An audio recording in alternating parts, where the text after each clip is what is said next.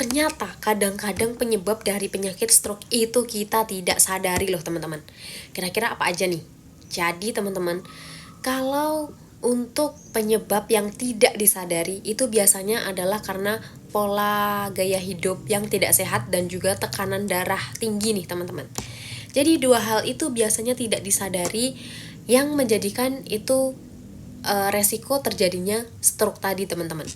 Nah, ada juga itu hal lainnya di mana itu di luar dari dua gejala yang tidak disadari tadi. Itu ada merokok, diabetes, terus alkohol, dan masih banyak lainnya lah teman-teman, di mana itu juga menjadi penunjang terjadinya stroke tadi teman-teman.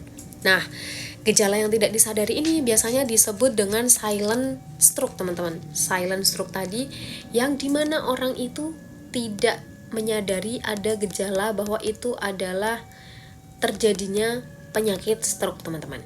Nah, seperti paman saya tuh teman-teman.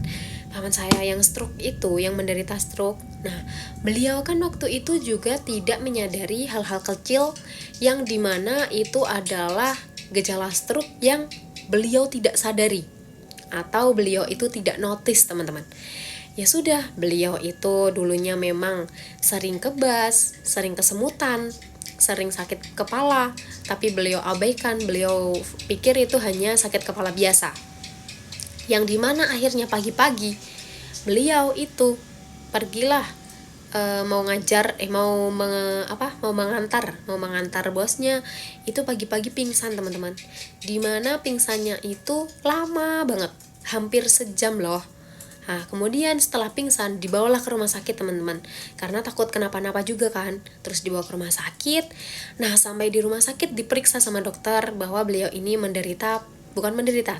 terkena penyakit stroke teman-teman.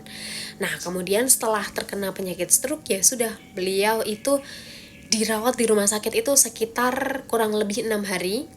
Barulah beliau itu boleh pulang ke rumah. Yang kemudian beliau sadar bahwa ternyata ada silent stroke itu tadi, gejala-gejala stroke yang beliau itu abaikan. Nah, semenjak saat itu beliau mulailah mengubah pola makan, pola hidup menjadi lebih sehat, dan beliau ini juga mengonsumsi obat herbal teman-teman.